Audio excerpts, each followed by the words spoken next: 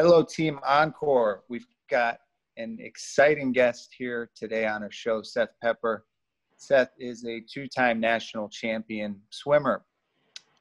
He's a University of Arizona Athlete of the Year, professional athlete, world-renowned mental performance coach, worked with a number of professional athletes across the PGA Tour, NFL, professional tennis, you name it. Our guest here, Seth Pepper. How you doing? Thank you for having me, Steve. Doing good. Great. Appreciate you being on our show. Excited to have you. Just give us a sense of how you got into mental performance coaching and training, please. Sure, yeah. Yeah, it's kind of unique. For me, I started my sport really late. So I was in my teens when I finally decided it's now or never. And so it was really a practical sort of looking for something that would give me the competitive edge. I knew that I only had a small window of time to get to a point where I needed to get a scholarship. So I knew I had 4 years to do something that would get, some attention from the colleges. So right out of the gate, my dad, he was always into self-help. He was always reading books on just different things on human development. And so he had this book on memory, and he said, hey, why don't you take a look at these 5 pages? There was just 5 pages in there. It was on what the East Germans were doing. And this was like way ahead of its time. So this is before you could go to college and, get a degree in sports psychology. So it was, like I said, space age. And so it was what the East Germans were doing. They had 3 test groups, baskets. They were shooting basketball, and one group, all they did was physical training. Then they had a mixed group, physical and mental, and then they had another group that was mental only. And for me, it was interesting to see, because I didn't know anything about this mental training. It just sounded like some theory. And so they had this test result where physical group, the first group scored the lowest by far. Then the mixed group that was doing both physical and mental scored the highest. And then they had one group that all they were doing was working out their brain. That's as much as I knew at the time.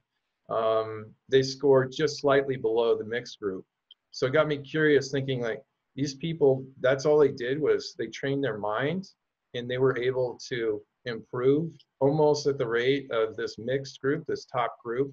And so right away, I knew there was something there, and just devoted myself to understanding that and applying it. So my career was based on the power of the mind. So right from the very beginning, I needed something, and that was it. That was my edge. And so I started visualizing. I started doing a lot of the elements that I teach people to this day. And then within 4 years, I was a state champion. So then I've always been pretty direct with what I want to do in life. And so I went out and contacted the coaches and said, hey, this is what I've done. This is what I want to do. So I always feel like your mission statement is really important in life. So, if I work with a youth kid, that's coming up through the ranks, I'm always talking about not only the mental approach, but taking control of their destiny. So that's, I think that they're kind of work hand in hand. Your mission statement is what's unique about me, what do I have to offer the world or the program, and then what's my overarching, goals in life.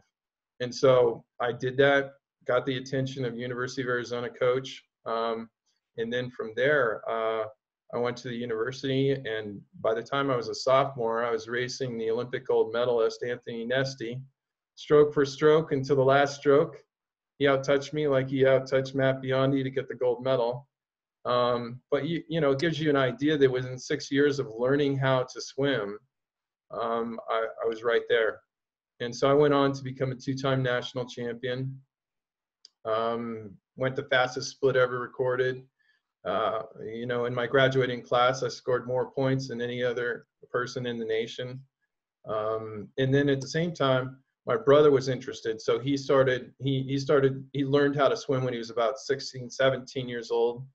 And so I started him. He was up in Oregon and I'm in Tucson. And so I started doing what I do now, which is just remote coaching. And from there, I applied what worked for me. I kept it really simple. And then eventually he went to the University of Arizona, and his senior year, he qualified for nationals, got into the final heat, and dove in and took the race from the start to the finish. And we became the first brothers in the history of collegiate swimming to win the same national title. And the commonality between the two of us is the training of the mind.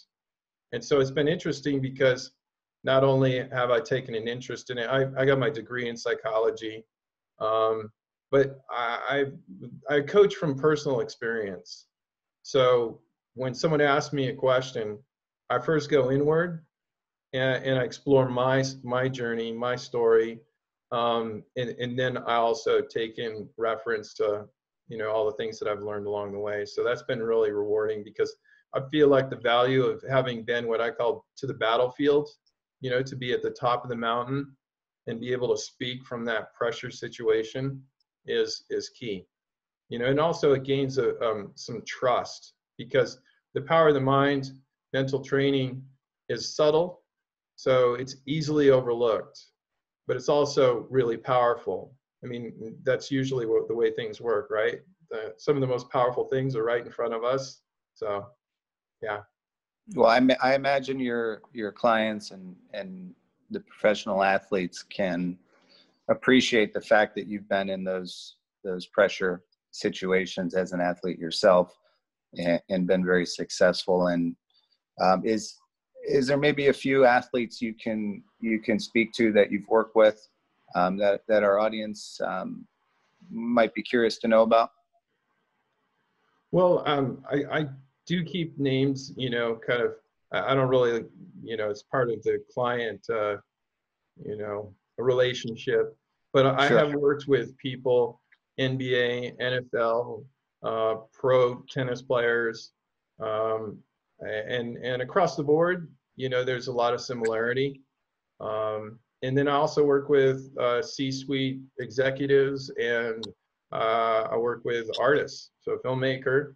And it's very interesting because when I started working with other types of people other than athletes and coaches, I was curious, you know, how is it, you know, will this relate? And it really does. It resonates across the board. It's actually very simple, you know, and it's reminding people of, you know, what's simple and like what we said earlier, you know, often overlooked. Sure. And for the golfers listening, you know, there's this notion of having swing thoughts, right? Which are obviously in your head, mental. Mm-hmm. Some golfers swear by them. You know, they tee up the ball before they're about to strike it. You know, they've got a swing thought. Others, you know, maybe don't. Can you speak to this notion of swing thoughts and maybe how you might coach someone on those? Definitely. Well, in a lot of the sports that I work with, they have the moment where you have to do a lot of muscle memory, you know, so it happens within the moment. I think the most powerful place for a human being to be is in the moment, in the zone, whatever, you know, each generation has a different way of describing this, basically the same thing. So I think being present is key. So a lot of times what happens with thoughts in you know, thinking deliberately, it can take you out of the moment and it can start you into what I call a dialogue with yourself. So suddenly you're telling a story rather than living the story. So I think that's really key because people will think, and then what will happen is if you don't have the right thought, because thoughts keep flowing, they're like a river, they keep flowing. So maybe you have a thought, but then you have other thoughts that kind of come in, and a majority of the thoughts that we have as human beings, like 75%, you know, on average, is negative self-talk. So you can imagine like, wait, no, this is supposed to be positive. Oh no, you know, now we got 3/4 of these, you know, thoughts coming in that are rushing in that are critical. And then what happens with self-talk is it goes through all of our filters. It gets VIP credentials, you know, straight into our conscious and subconscious, you know, because it's in our voice. So it's just a really slippery slope as far as, you know, deliberately trying to control a thought or have a thought. So I think the most powerful place You know, I think you and I have talked about this a little bit previous to this about gratitude. You know, I think gratitude is an incredible tool. I use it as a tool. It's not just some, you know, feel good self-help, you know, which is incredible. But everything I try to do is going to be a practical tool that someone can use. So they've actually scientifically proven that you can't have two thoughts simultaneously. So you can't multitask. As much as we think there are people that can multitask, they can switch from one thought to the other thought quicker, but they're not happening simultaneously. They're separate. So with that in mind, you can use gratitude as a tool where you can focus on things that you're grateful for and be in a positive sort of open mindset so that you can actually problem solve and you're expanding. Your mind is expanding rather than contracting. I think if you're in a thought where I got to control this thought, I have to have a deliberate thought, then you're kind of almost on the edge of contracting. And once you start to contract, you're not problem solving. Because the wonderful thing and the great thing about golf is that your conditions are changing all the time, whether it's the weather, the wind, I mean, you know, you name it, everything's changing all the time. So I think being present is the most powerful place. And the way you be present is gratitude, focusing on your breath, focusing on some simple things that you can control. So what I usually coach people to do is to be present in really, really simple things. So you can actually just look at your feet, look at your hands, and that will bring you closer to the moment. And in that moment, you trust all the work that you've put in.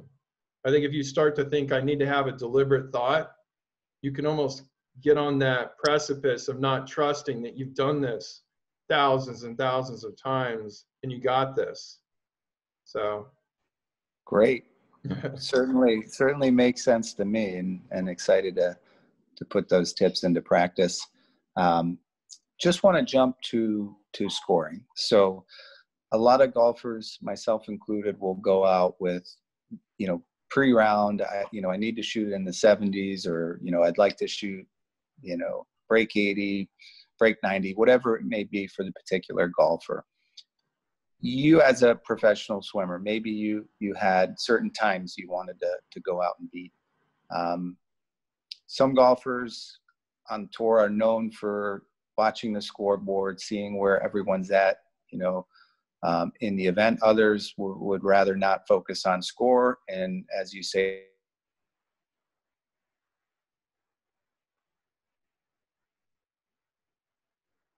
they add everything up, and that's the score. Do you have any advice on how to approach your thoughts before the round about scoring and kind of that number you'd like to hit?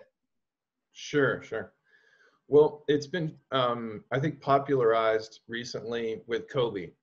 You know, Kobe started sharing towards the end of his career, you know, the last few years before he passed away. He started talking about the Mamba mindset. And of course, he kept that card close to his chest while he was playing. But fortunately, he started to share afterwards. And I think everyone resonated with it for the most part. And so I coach from a perspective of mastery. You know, that was my process. And in mastery, it is an ongoing cycle or process that never ends. And so Kobe had this saying, failure is an illusion. Now people hear that and they think, oh yeah, I get it. You know, it's a concept, sure, I get it. But to actually live that, what Kobe was doing was that he was always in the process of mastery.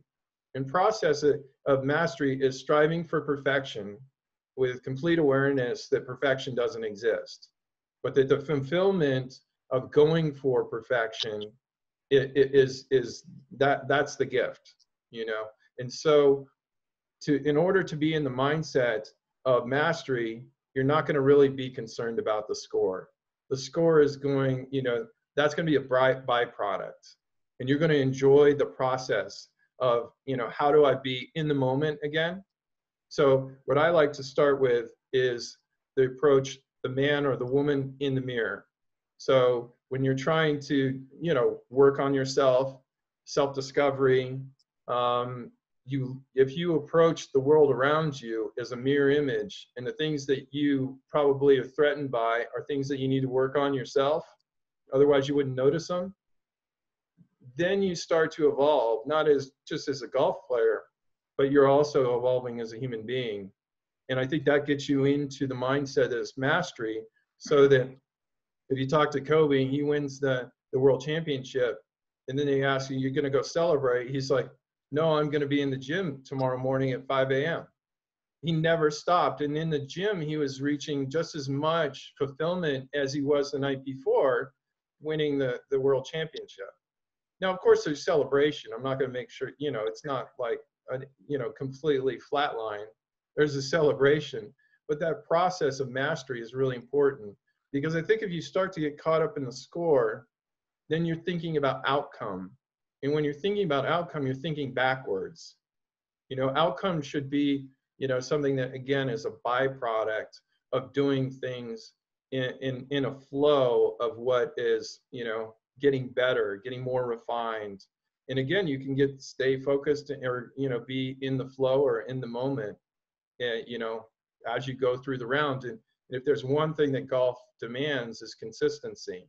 So when you're out there for 4 or 6 hours, how do you keep this level of consistency?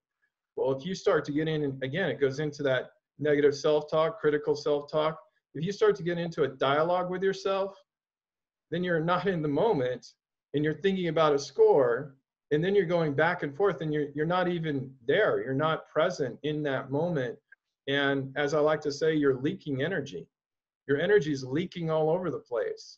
Now, wouldn't you want to have that energy, at its most elite, high-powered state for as long as possible? That's going to happen in the moment. That's going to be in a state of expansive, mindset, gratitude, of mastery. Great advice. Another thing I'm excited to put into use. I know can only help my golf game at this point. So I wanted to ask you about Tiger Woods.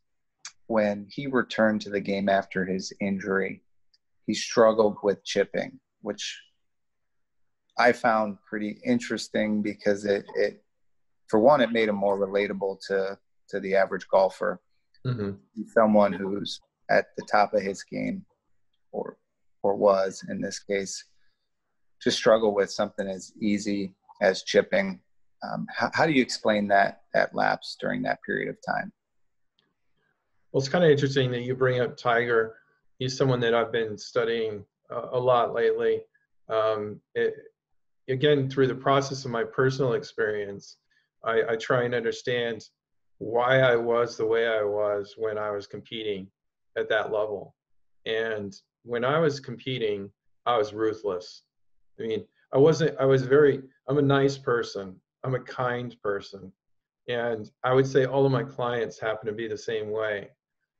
But in order for me to reach a certain level, like when I finally won the national title, I'd been second twice the 2 previous years.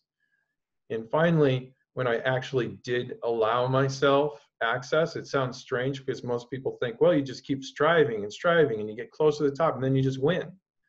Well, again, it's psychological too.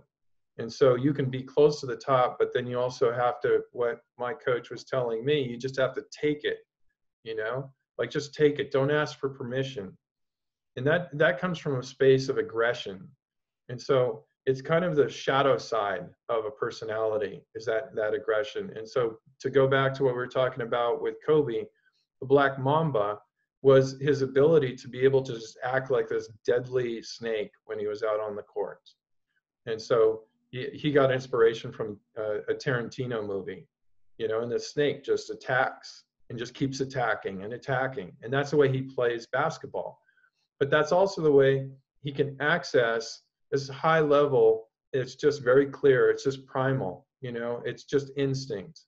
And so when you look at Tiger and you hear more and more about his history, I mean, from the age of 5, he was taught to be this killer, on the course.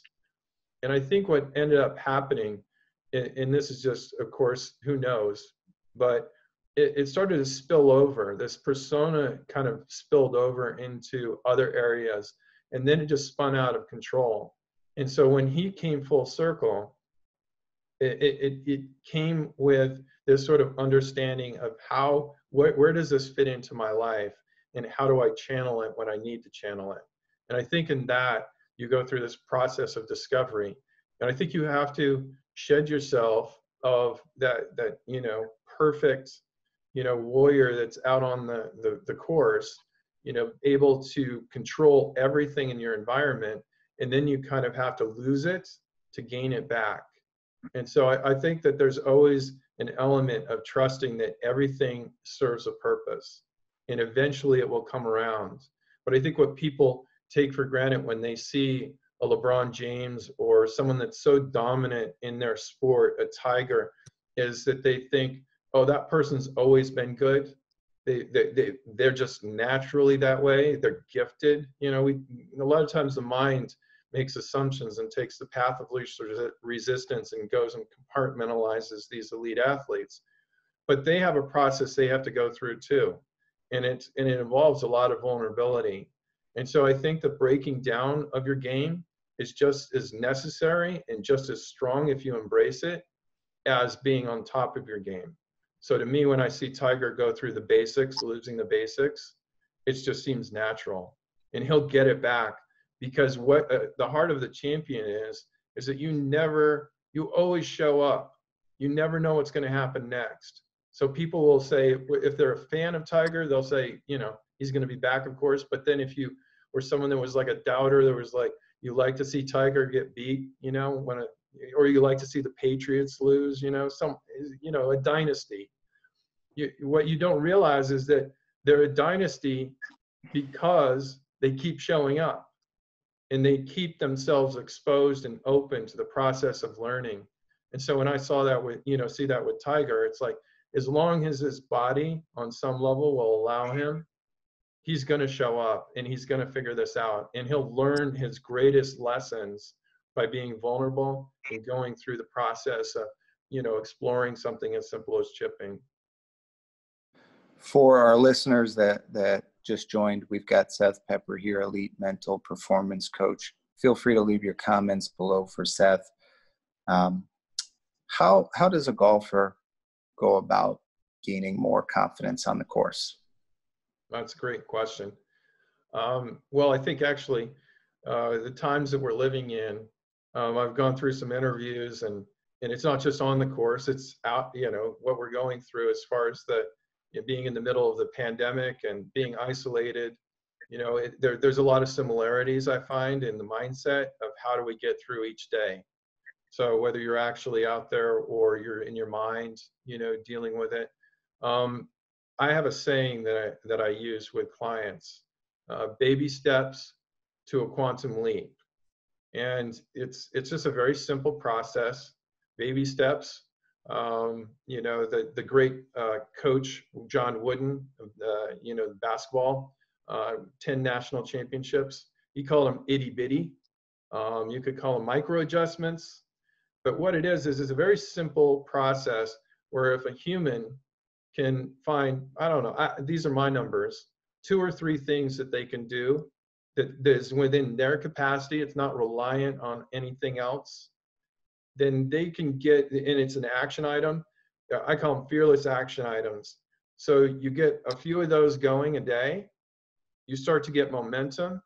And then once you start to get momentum, then it's what I call the 10X factor. Like all of a sudden you get into confidence, and then you get direct results, and then you get indirect results.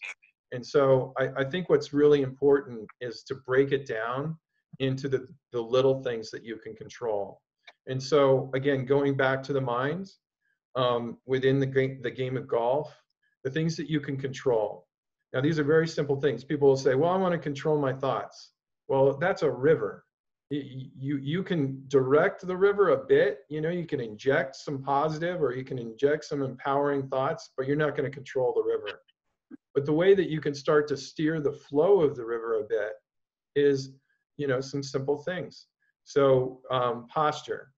So when an animal in nature feels like it's threatened, it contracts. So it hunches its shoulders and it starts to protect itself. Well, your mind does the same thing.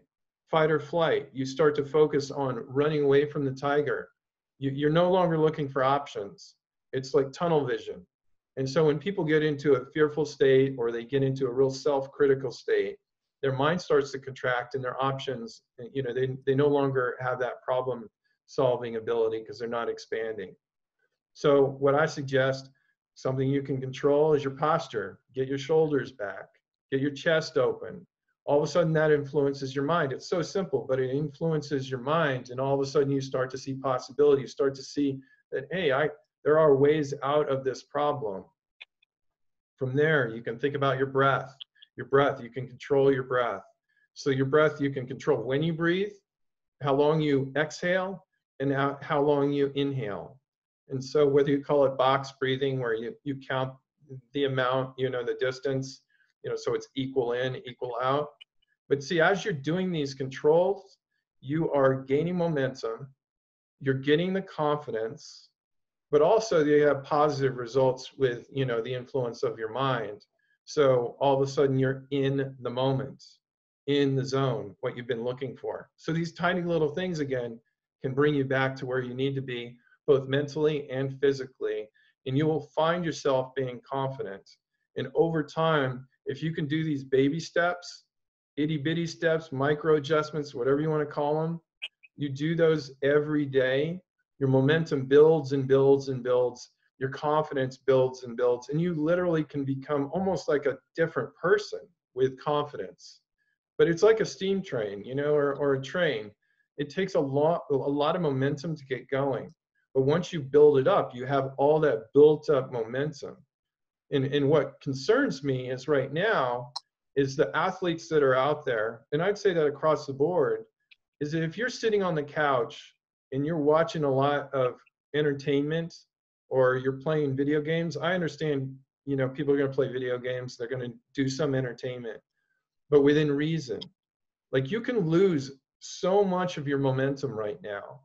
And I've been talking to the top coaches in the world of different professional sports, and they're saying people that are on top, like the people we've been talking about, whether it's Tiger Woods or, in tennis, it's Federer, or you choose a sport, there's some icon, this legend, living legend that's still in the game.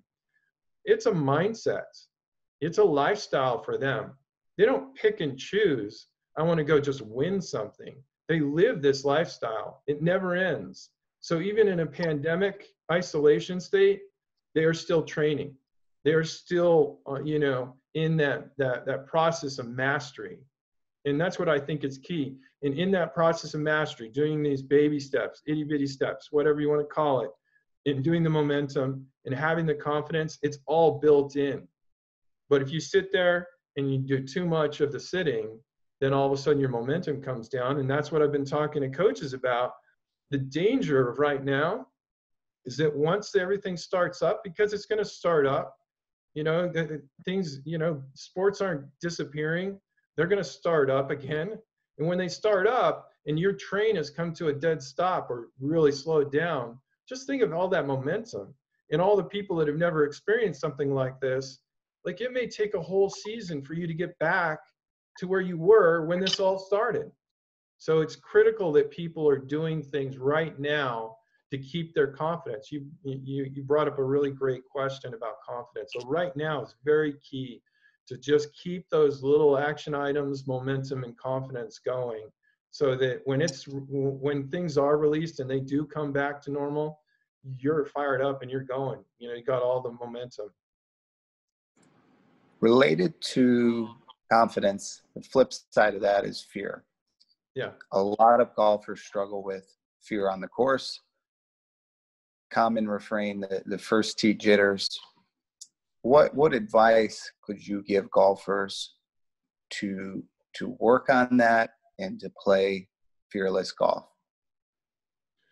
To play fearless golf, for the very beginning, again, it's being in the moment.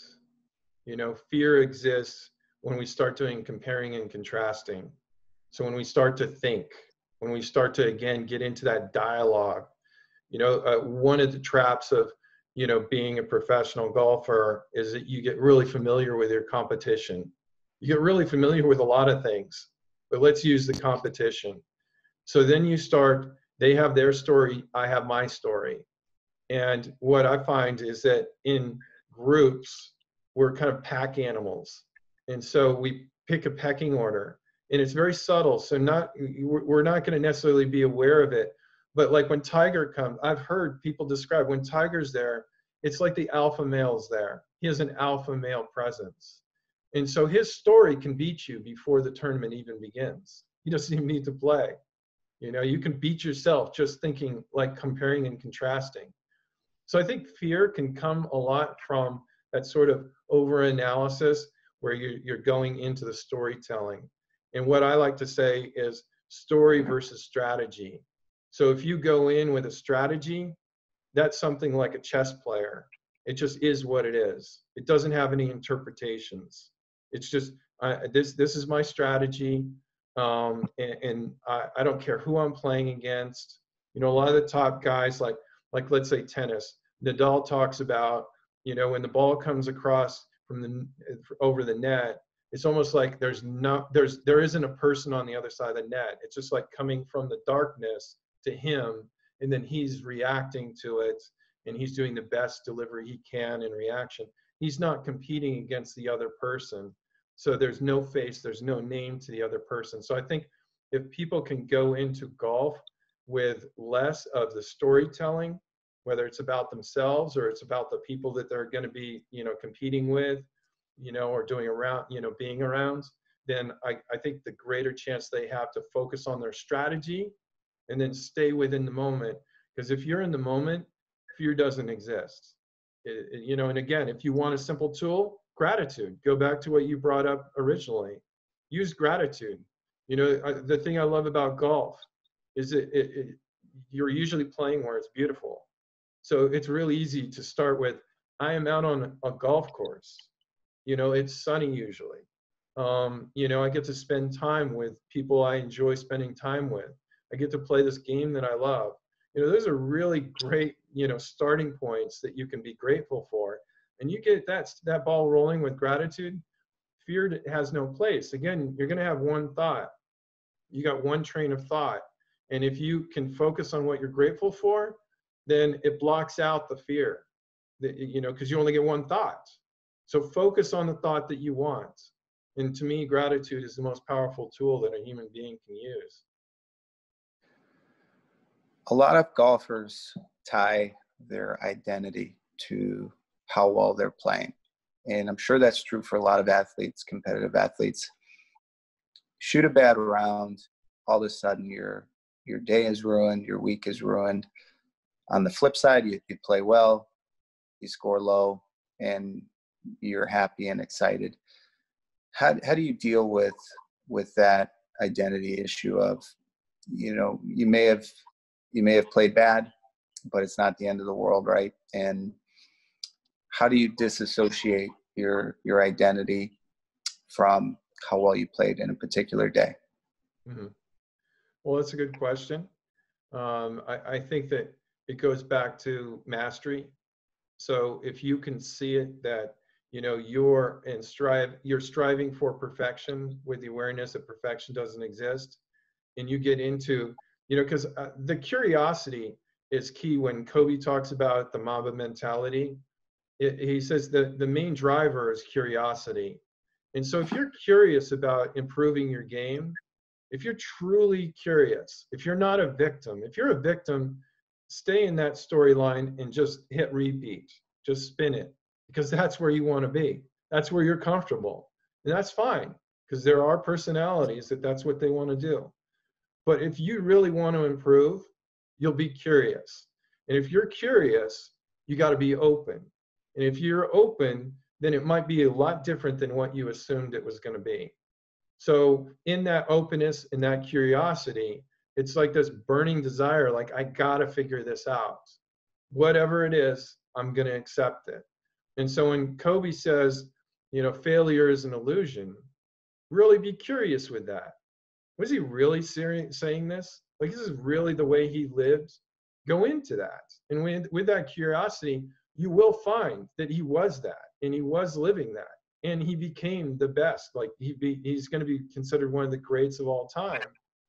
And so his identity was never wrapped up into his performance.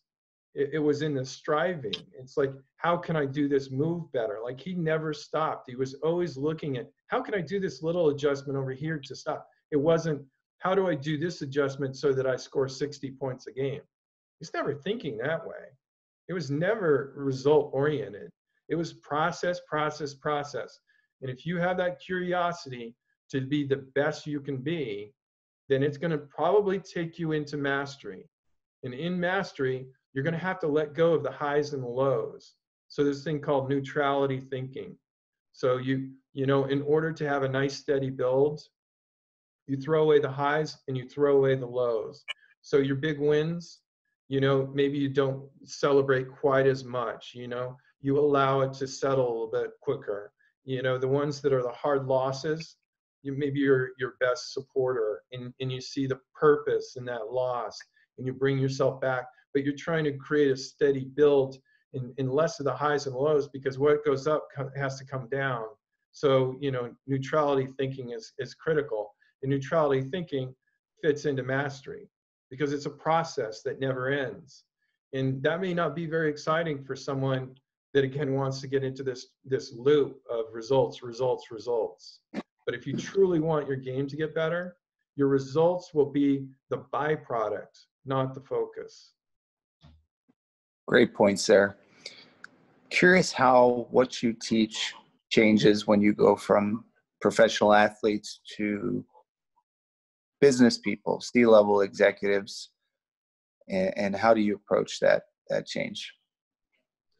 Well, you know, the nice thing is that most people are sports fans. So, you know, a good story about a sports hero is a great analogy for a business person. So they can find athletes to be very inspiring. I think higher pressure situations are you know, very, very similar across the board. So a lot of it is, again, keeping that mindset of expansion, keeping the mindset open to problem solving. I think that when you celebrate vulnerability, you know, something that I think gets overlooked, again, we see the warrior out there on the course and we think they got it all figured out. But if you really go into it and you see the periods that they go through of vulnerability and you celebrate that in your own life, then that's a great place to be curious. That's a great place a safe space. You know, I think it's really important that, you know, like let's say C-suite. So C-suite is an interesting, you know, it's kind of like being an elite athlete, a very famous athlete, because you're running the company and you're almost in like a little micro bubble, you know, just like maybe a tiger, where everyone thinks you got it all figured out. Oh, I don't want to bother them, you know, which is great, but you're kind of in the eye of the hurricane, so to speak. And you're, you know, you don't have that constant contact. And so in that space of a little bit of silence or separation, sometimes that can be, you know, how do you find your gravity? How do you find, you know, things that you need to work on? And so that's kind of an interesting space to go into and be able to say, hey, you don't have to have it all figured out. You know, vulnerability is going to be really key. You know, practical tools like, you know, journaling, you know, having again, a safe dialogue with yourself to where you have an outlet, whether you're working with someone like myself or you're working, you know, when you don't have someone to talk to, you have that space, that safe space to be vulnerable, because in the vulnerability is where you put all the pieces on the table and you rebuild it better. You know, so yeah, I across the board, and again, it goes back to confidence. I mean, confidence is huge, and a lot of times it's just reminding everyone it's right there, it's right in front of your face, and you're overlooking it because it always seems like the problem is more complex. It's out there, it's way over there. It's like, you know, no, it's right here. Do the little things that you can take care of right now. It will build the confidence so that your mind is open and you're problem solving at a quicker rate. Great. For our new listeners, Seth Pepper here. elite mental performance coach. You can find him at sethpepper.com. Got a question. Are there similarities that you see across top athletes in different sports and top level executives in terms of habits, maybe routines, mindsets? Well, I like to say this because it's not just my personal experience, but it's also experience with working with all of the top people that you're mentioning in different areas of life. It's an appreciation of the mundane. It's the simple things again. It's just knowing that it's wash and repeat, wash and repeat. Show up, keep showing up. Be intentional about your life. And by intentional, I mean, again, it goes back to that mission statement. Know what makes you unique. I mean, your power as a human being is your authenticity. So no one, Steve, there's only one Steve, and that's it. And you're unique. And the more you embrace how unique you are, you can get power from that. You can get energy from that. You can get inspired from that. So I think that these people will keep it simple. I think that there's an it factor to them. I won't deny that. Like when they walk into a room, people notice. It's like you could be at a party and then all of a sudden everyone has to turn around and adjust themselves, like who just came into the room, like the air changed. There is that effect. But where does that come from? My personal opinion is that comes from a discipline. It comes from an awareness. It comes from, just again, it goes back to that vulnerability where they constantly are working on themselves.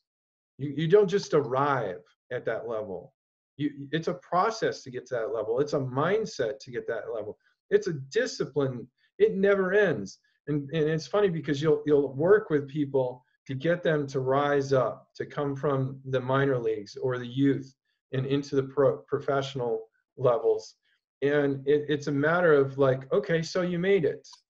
Are your problems solved? No, you got a whole new set of problems. So I think it's good to keep it in perspective that they're problem solving just like you are. And they have a whole new set. So all of a sudden you're a famous athlete. Well, you're kind of beholden to your sponsors. So all of a sudden you're having to make appearances. You're having to say, be accurate, say the things that are going to lend itself to your brand, their brand. You're going to have a demand from the audience. They're going to want to have access. There's a whole new ball of wax, a whole set of problems. So again, I think it's just a matter of embracing the mundane, the simple things in life, vulnerability, and all those add up to eventually you get there. And there's a famous saying, I don't know how many people know this, but it happens in Hollywood. I think it happens everywhere else. We're starting to hear it more and more in books. 10 years to be an overnight success. So when everyone discovers you've already put in a decade worth of mundane, work that's just grinding away to get there. And then all of a sudden everyone's like, oh my gosh, you made it, and I think that it's important that people keep it in perspective that you're writing a book, a big, huge book, and it takes pages and it takes chapters and it takes, sometimes it takes a decade, or people talk about the 10,000 hour rule, 10,000 hours to be an expert, to be an elite. And if you really think about that, I mean, that's an incredible amount of time and discipline to get to that point. And then when you finally get there, you can own it, and no matter what happens in your environment, you can adjust. Great. And for our listeners, remember, any questions for Seth, please leave them below. Seth, if they would like to get a hold of you, what's the best way? Would that be through sethpepper.com? Yeah, the website's a great way to start. Just sethpepper.com, and I have on there where I'll talk to anyone for 15 minutes. You can go on there and, we can have an introductory call and, get to know where you're coming from, try and understand, kind of the things that you're dealing with. And, I always like to have that engagement with people. So I welcome people to reach out and stay connected. And, I like to work through their problems. I like to inspire. If there's, at the very least, I want people out there to know that I started my sport with an idea. I didn't know how to swim. I wanted to be the best in the world at a sport. And then I deliberately watched the Olympics and I studied all the different sports. And then I chose swimming because it seemed like the most accessible sport I could do in Oregon. And then from there, I started studying the power of the mind. And I started doing all the mental training. So I trained as much in my mind as I trained in the pool. And then from there, I became a national champion. And then from there, I became, national champion. I was state champion, national champion. And then with my brother and with others, I just want people to know that there's access to be able to go out there and realize their dreams. It's a real thing. Training your mind is a real thing that gets real results. That's great. And final question for the listeners out there. Is there one parting piece of advice or thought you'd like to leave them with today? Well, there's a few. Just we've talked a lot. I would like to. I'd like to probably say that the two things that come to mind is, I would say self-talk is really important. How you communicate to yourself is key. The way, the words and the phrases that you choose, those are things you can control. Those will define you in this moment that you're going through. And if you take a deliberate role in creating those, like what we call them power phrases, where you go in, you have the vulnerability to look at something that, is specific to you and the conditions you're in and what you're challenged with. And if you can turn it into an empowering conversation, you have the power to create change in your life. And then on top of that, visualize what you want to see. Visualize, bring it to you. Be tenacious about your vision, and believe in yourself. And there is so much access out there, even under the conditions we're in right now, where people are in isolation. You and I are having a conversation. We're not in the same room, but we have access to each other. We're sharing information. People have that at their fingertips right now. I don't think there's any time when we are actually helpless. There's always something to be done. And there's a famous story, if I could throw this in. Zig Ziglar, who's a famous speaker, he talks about it. There was, in the Vietnam War, there's a prisoner of war in isolation for 7 years. And during those 7 years, he was a golfer. And during those 7 years, every day he made it a point to play a full round of golf in his mind. That's it, just in his mind. And when he was released 7 years later, he went out to play a game of golf. The first hole, he teed it up and he hit a hole in one. So even as a prisoner of war in isolation, you can't even leave the cell, you can still be doing something. You can still be improving. So that when you're let out, whatever the situation is, you're right there, you're ready to go. Your momentum, your confidence is right there, present in the moment, and you're functioning at your peak ability. Well, this was incredible, Seth, and I think our listeners are certainly excited to put your advice and your tips to use, and definitely excited to get out on the course. So thank you. We really appreciate having you, Seth Pepper, world-renowned mental coach. Thank you for joining us today. Thank you, Steve. I appreciate the time. Great. Take care. Thank you.